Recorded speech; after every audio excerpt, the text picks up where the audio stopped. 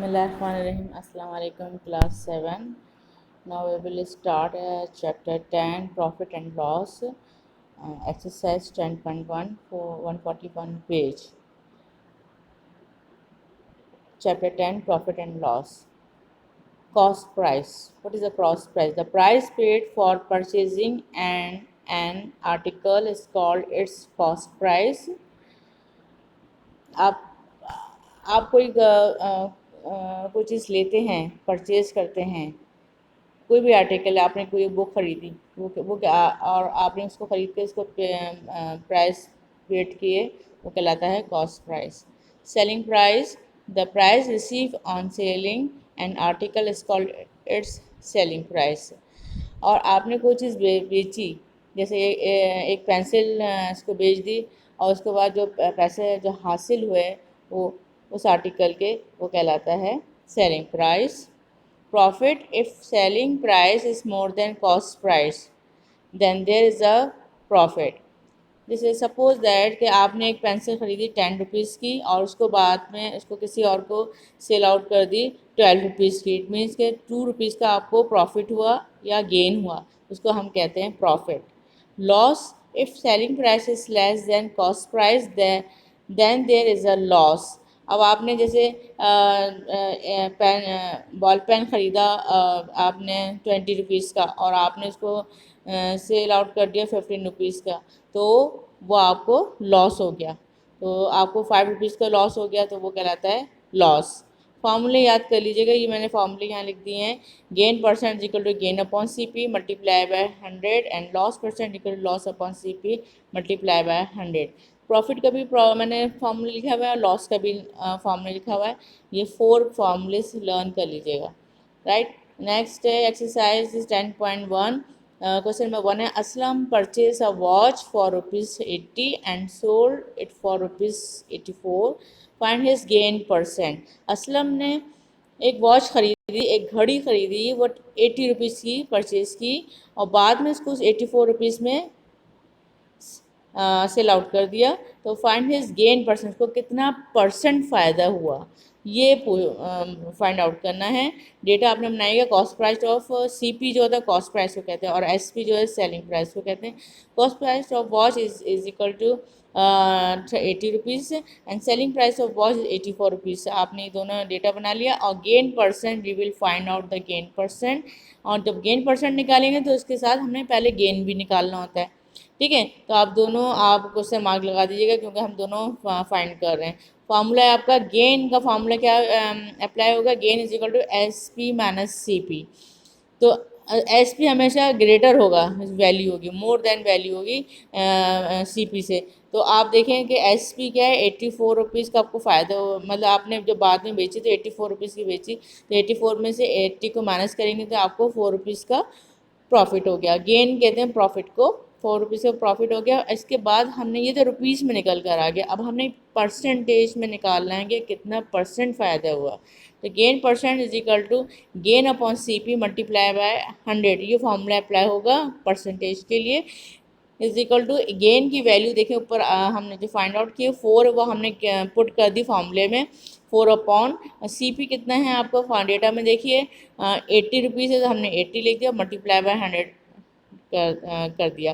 तो ज़ीरो को ज़ीरो से कैंसिल किया, देखें 80 का ज़ीरो और 100 का एक ज़ीरो कैंसिल हो गया. और अगेन हमने कैंसिल किया है इसको 2 की टेबल 4 के टेबल से. देखें 4 1 ज़ा 4, 4 2 ज़ा 8 हो गया, और फिर 2 1 ज़ा 2, 2 5 ज़ा 10 हो गया. तो आपको 5% प्रॉफिट हुआ. ठीक है. थर्ड क्वेश्चन है, a radio was purchase for ₹500 and sold for ₹480. एक रेडियो था, उन्होंने परचेज किया 500 का, और बाद में इसको 480 रुपीज़ का बेच दिया. फाइंड द लॉस परसेंट, को कितना नुकसान हुआ ये मालूम करना, परसेंटेज में कितना लॉस हो गया. तो डेटा बनाइए. Cost price of radio is equal to 500 and selling price of radio is equal to 480 rupees. ठीक है. सेल आउट उसने देंगे, तो देखें 500 का खरीदा, 480 के बेचा है, तो यहीं पता चल गया यहाँ लॉस हो गया. तो आप लॉस परसेंट भी निकालेंगे और लॉस भी निकालेंगे. लॉस का फार्मूला फर्स्ट भी apply the formula of loss. Loss is equal to CP minus SP. Loss is equal to CP value given and SP value given. Put the values 500 minus 480. तो आपने 500 में से 480 minus किया तो we get the result loss is equal to 20 rupees का loss हो गया. Loss पर and next formula we apply. Loss percent is equal to loss upon CP multiplied by 100. Loss value we will find out. Sorry, वो आप find कर चुके हैं loss की वैल्यू, तो आप लॉस की जगह आप 20 रुपीज़ लिखिएगा and divide by CP.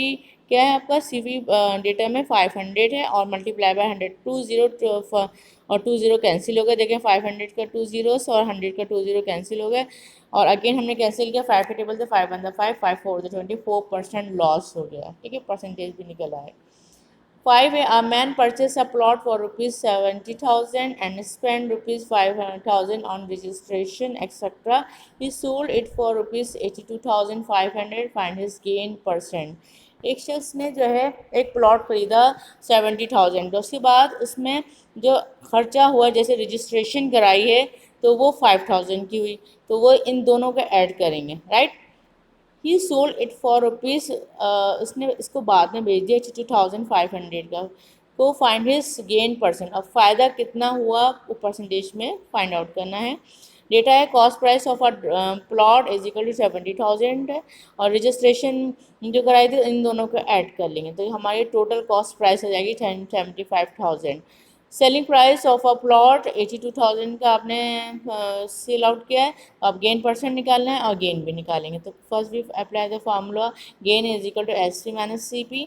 Gain is equal to SP is given 82500 minus CP भी टोटल हमने ऐड कर लिया था 75,000 आ गया और उसको माइनस कर दिया तो आपका क्या आ गया 2,500 रुपीज़. 7,500 का इनको प्रॉफिट हो गया. ठीक है, गेन हो गया. अब gain again formula apply gain percent. तो gain percent equal to gain upon CP multiply by 100 is equal to 75. Put the value of gain and CP. तो 7,500 डिवाइड बाय 75,000 मल्टीप्लाई बाय 100. 75,000 का 20 100 से कैंसिल हो गया और 7,500 का 0 750 से कैंसिल हो गया. 1 0. 75 वन द 75, 75 वन द 75 और 0 पर आ गया. 10% इनको प्रॉफिट हुआ है. ठीक है. अब होमवर्क है आपका. Do complete question number 2, 4, 8 from exercise 10.1 in arithmetic copy. Thank you.